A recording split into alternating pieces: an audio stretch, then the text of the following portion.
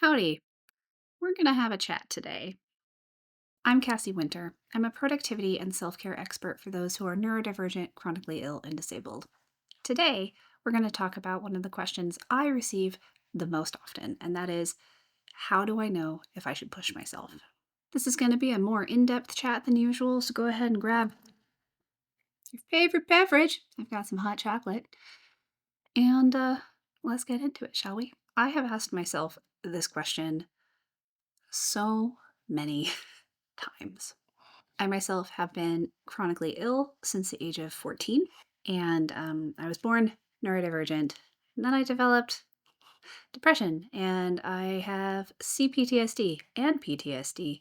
So I also have those forms of neurodivergence. As someone with many intersecting disabilities, I have far less usable hours every day than a neurotypical or able bodied person.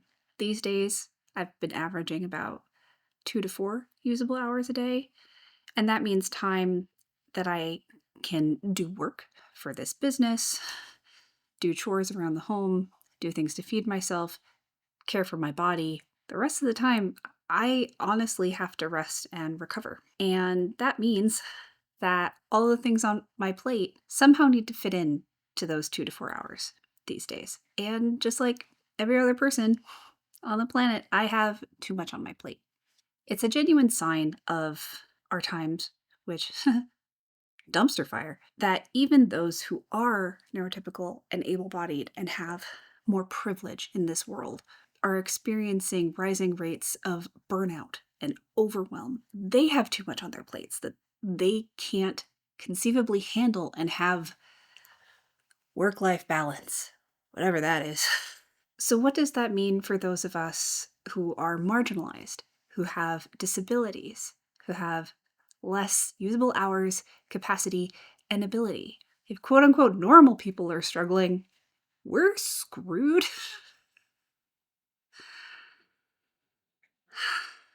Especially for those of us in countries whose governments and systems do not support us properly. So, when pretty much anyone comes to me with this question, how do I know if I should push myself?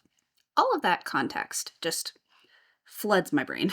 And the neat and tidy answer is what would be the consequences of you pushing yourself? What would be the cost? If you're someone with disabilities, for example, how much time and energy would you need to recover? And what would that time and energy spent to recover put on hold? Because if you're already behind now, if you push yourself on one thing to get ahead on it, because you're going to have to rest and recover from that, other things are going to fall even further behind. So there are a lot of consequences to pushing ourselves. The catch 22 is there are potentially even worse consequences for not pushing ourselves. What do I mean by that? Because of our intersecting disabilities and identities, survival is often a huge issue. Our Maslow's hierarchy of needs, we're struggling to get all of those. Primary ones being shelter and food. And then on top of that, medical care.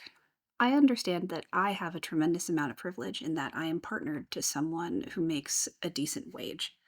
And I do not personally have to struggle with the food and shelter part. Now that my partner and I are married, however, I no longer benefit from the Oregon Medicaid stipend situation. So my insurance premiums have gone from $160 a month last year to over $400 a month. That's just for me. Last year, because I had a big surgery at the beginning of the year, I met my deductible and out-of-pocket max by the end of February, which meant that basically all the rest of my medical care throughout the rest of the year was covered. And now, not only do I have that additional high monthly premium that I got to pay for no matter what, I'm now also having to pay for everything else that I need. And as a disabled individual, that's a lot, especially since my left sacroiliac joint has decided to throw a tantrum. this month. So that's fun. So where was I? Just surviving is usually the top of the priority list for those who are disabled in any way, shape, or form. It shouldn't be that way, in my opinion, but that is the reality for so many of us. And then if you're in the United States right now, many people with marginalized identities are also at risk for their safety, aka the survival part getting worse over here. Not a fan. So when someone asks me, how do I know if I should push myself? It's usually coming from a place of all of those systemic oppressions where they have to spend their precious time and energy, those usable hours, their capacity, their ability, on basic survival needs that the community and the systems around them should be helping provide for them. But it's also coming from a place of like, I don't want to get worse. The problems are already sky high. I know that there are consequences for pushing myself. And those consequences often make it solves one problem, usually an immediate, urgent and immediate on the Eisenhower matrix scale problem. But the rest of them, they get worse.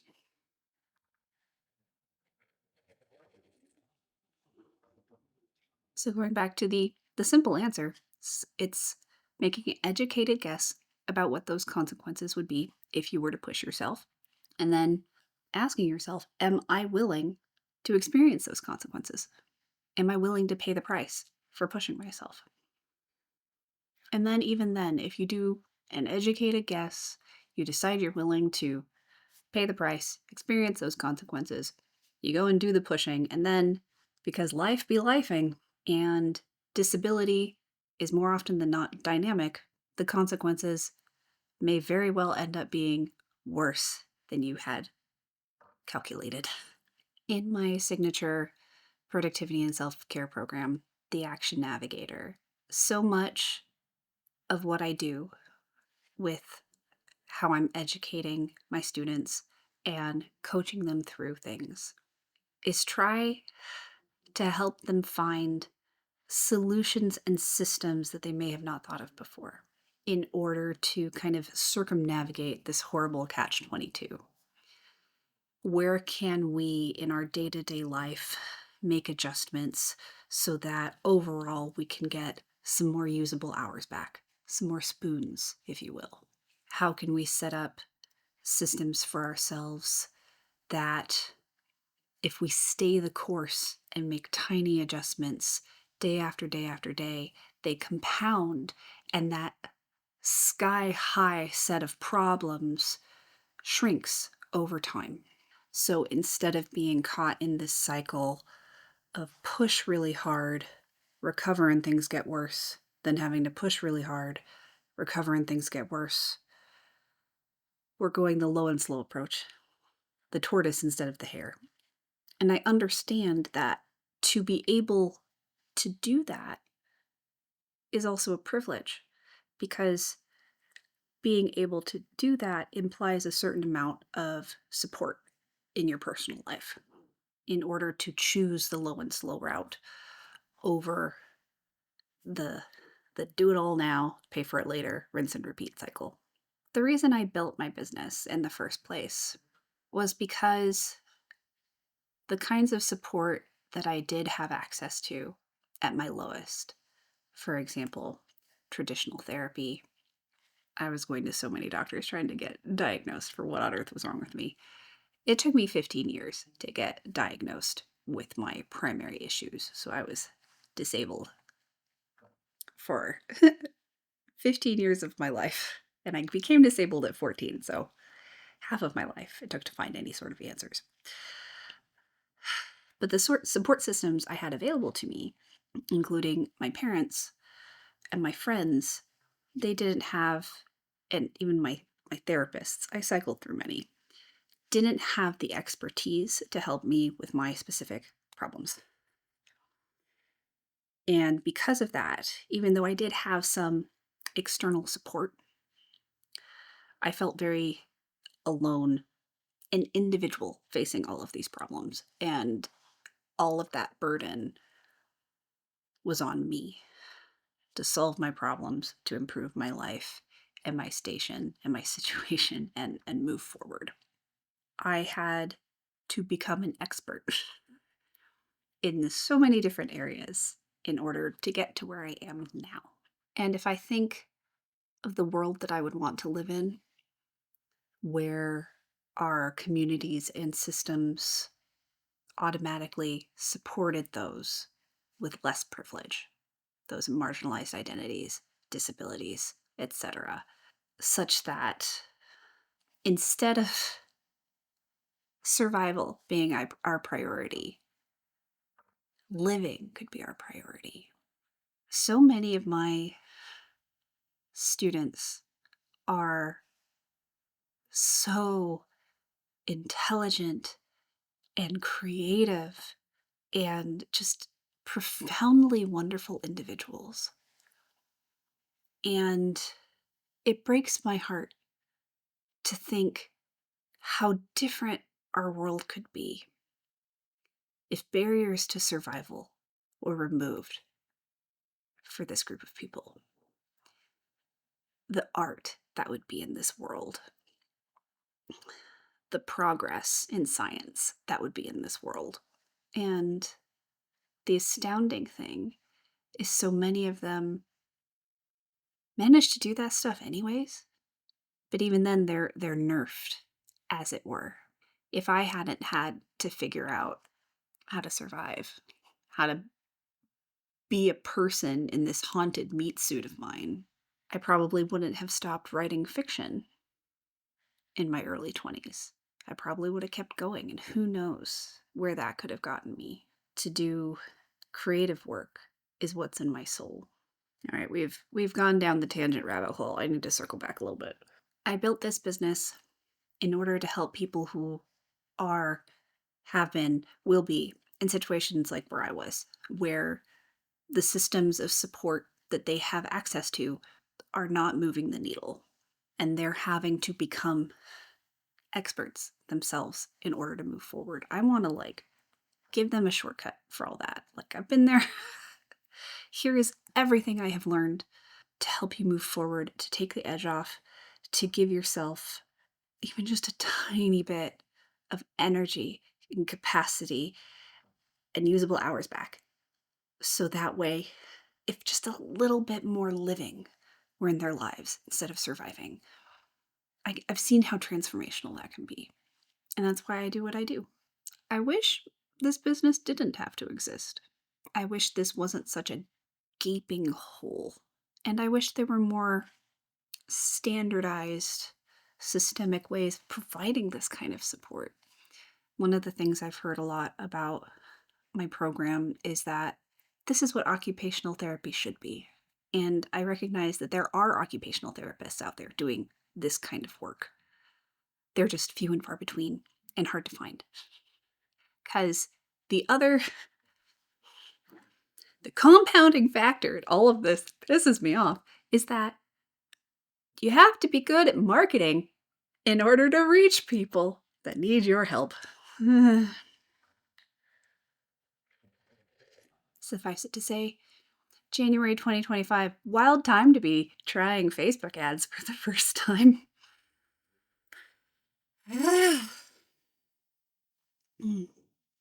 As if you've been around a while, you've noticed I just don't have the capacity to do weekly YouTube videos, let alone at the quality that I want to put out into the world.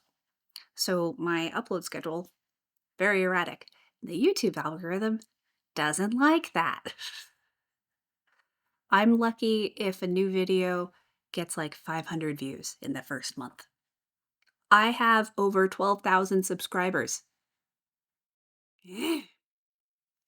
So you might be someone with a disability who's literally within a 5-mile radius of an expert in your disability, and you may never find out.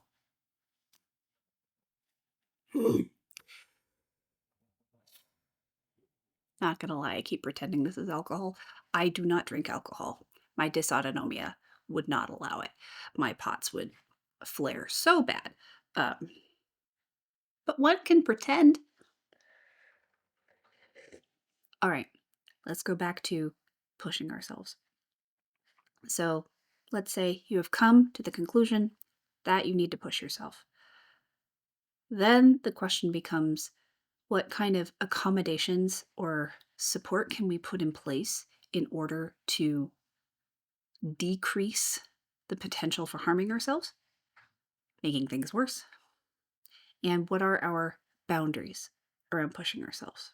If you've been in the chronic illness space for even 5 minutes, you're probably familiar with the meme that you wake up, it's a good day, and because it's a good day, you do a lot of stuff. You get it all done. You're finally able to knock off a few feet of that sky-high problem list. Then you go to bed, feeling satisfied, and you wake up the next morning feeling like you've been run over by a truck. And you may remain in bed for weeks. It's a meme for a reason, because it's relatable. Boundaries. And something in my program I call it the stopping muscle, which is one of the 6 muse muscles that I talk about in the Action Navigator, is so important. Because, like, if you imagine, let's say a power lifter, right?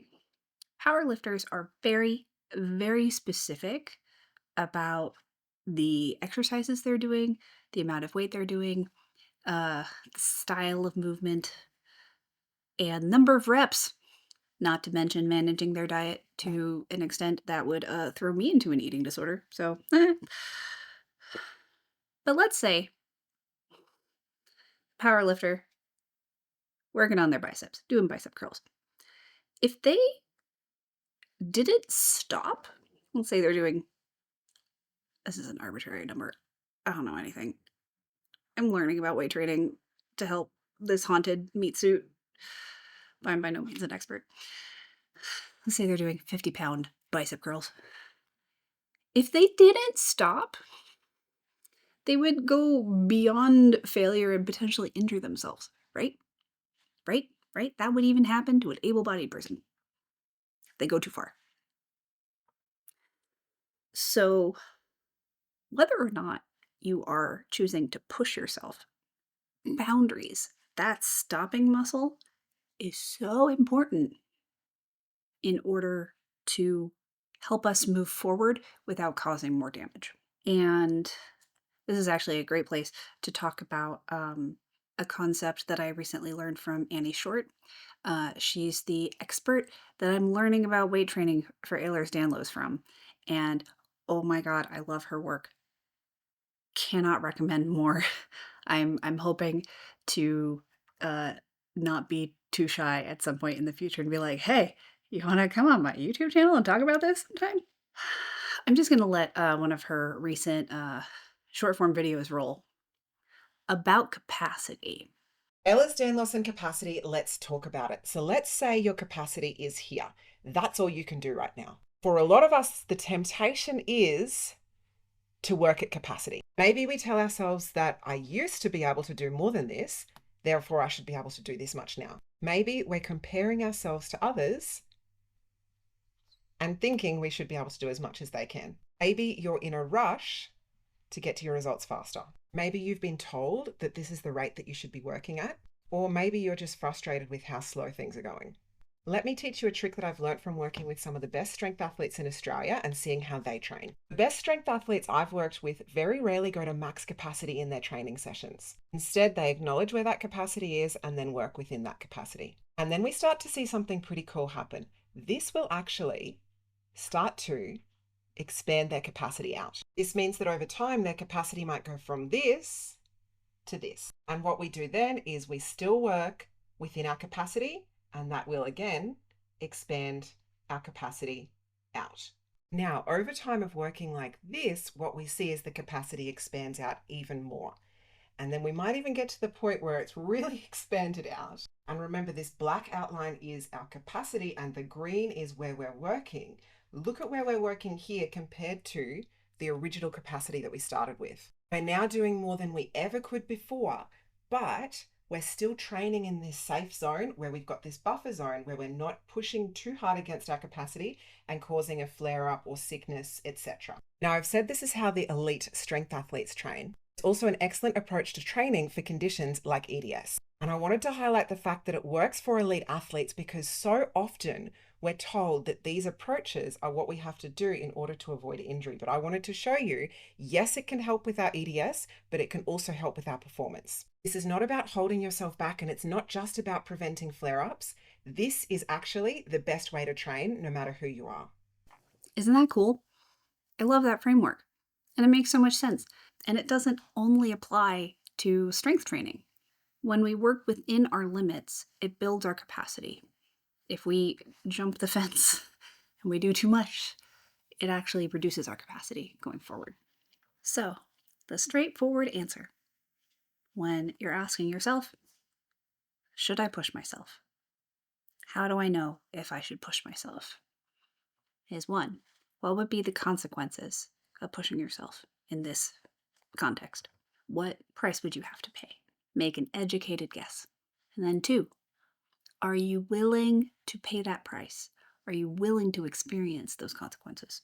And we're just going to throw in the bonus question. Is it absolutely necessary that you push yourself?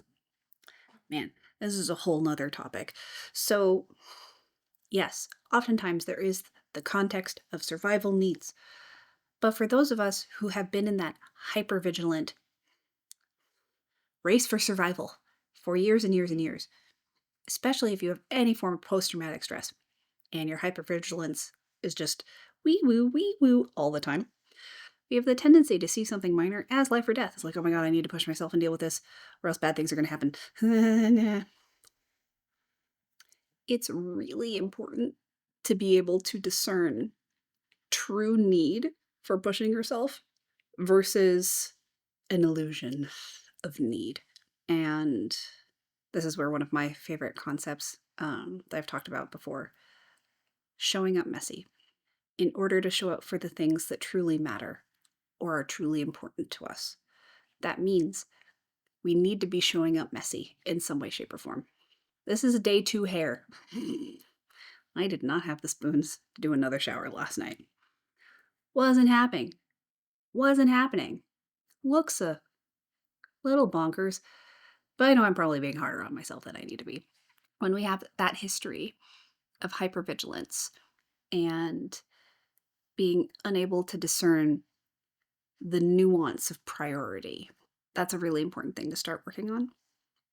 And that is difficult to work on alone. It can be really helpful to have someone like me or your therapist or another professional or even just a friend or a family member to bounce ideas off of and to work through whether something really is important enough to ask yourself the question, should I push myself to get this done?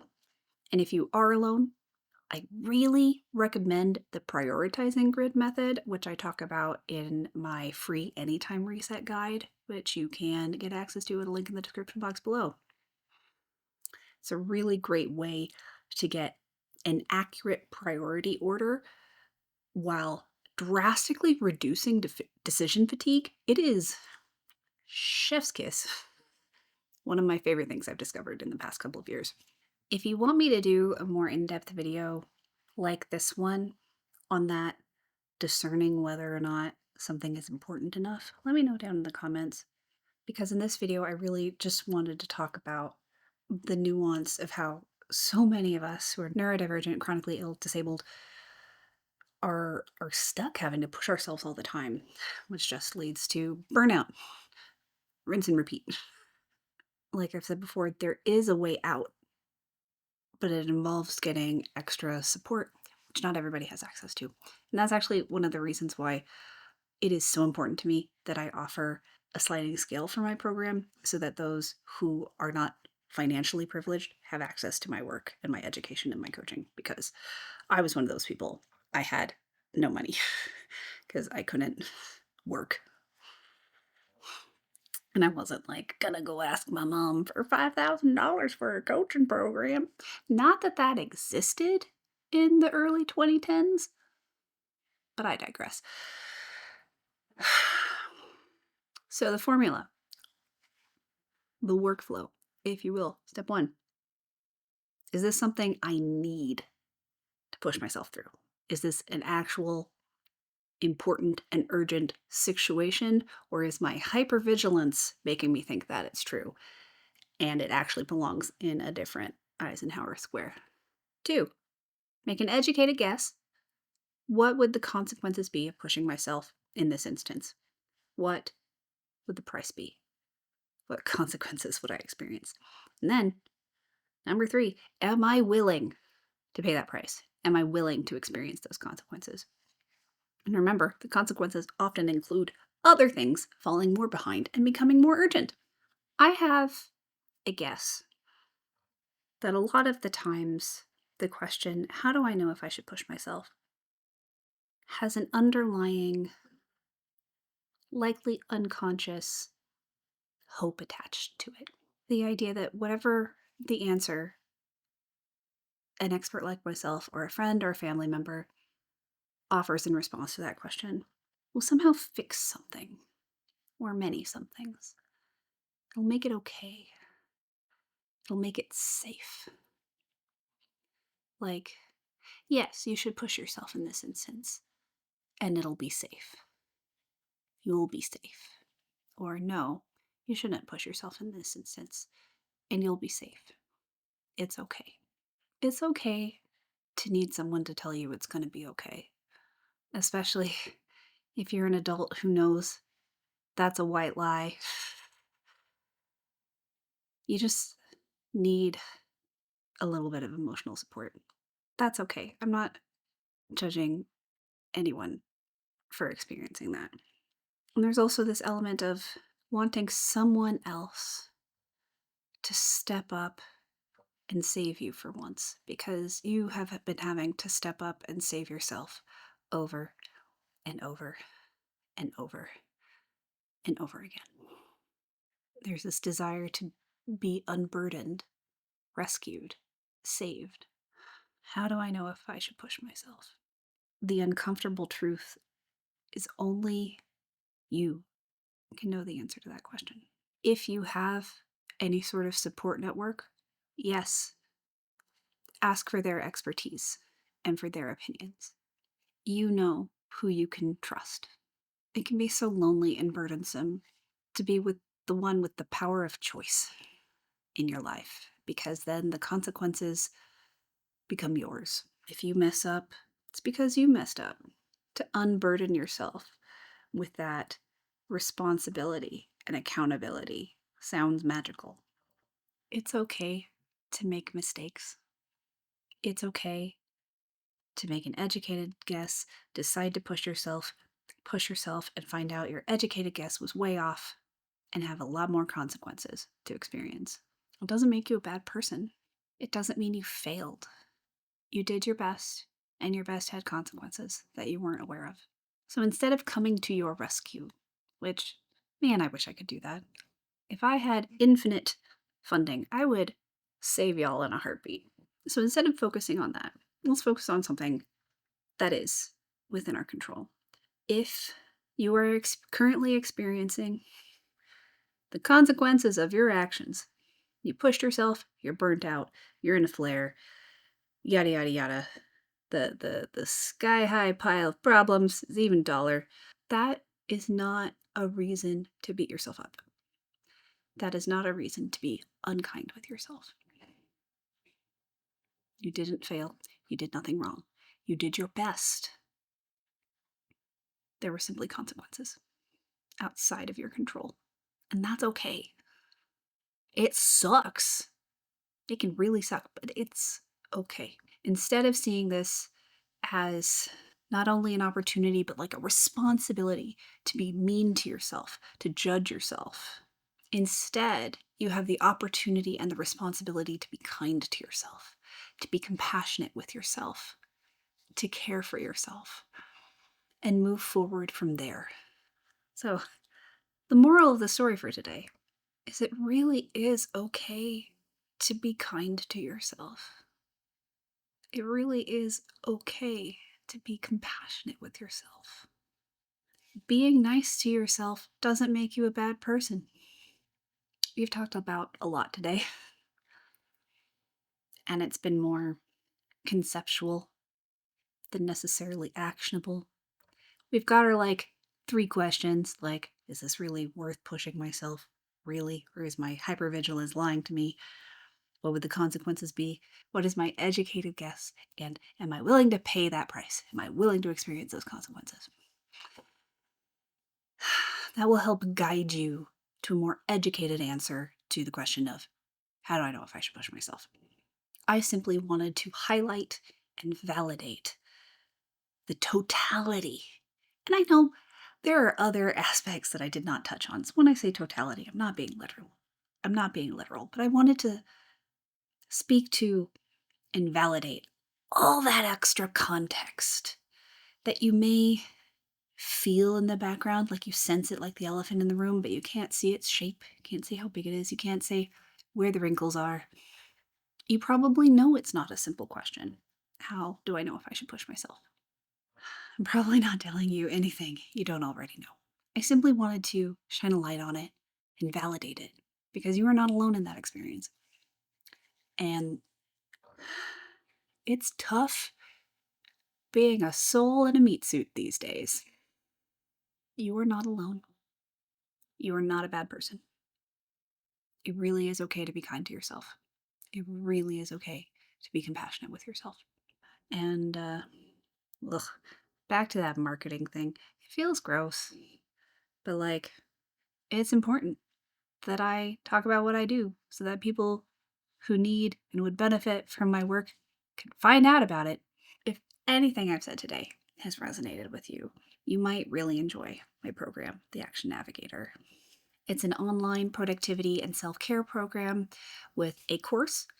Everything I learned about this outside of my head, accessible to you day or night, whether I'm awake or drooling, and also a private community hosted on Discord and weekly group coaching calls with me. So you can get that personalized advice and coaching simply in the context of a group call so everybody can learn what you are learning and you can learn from what others are learning. I do not have the usable hours to be a one-on-one coach. Just wouldn't happen. I would burn myself out and I would not make any money.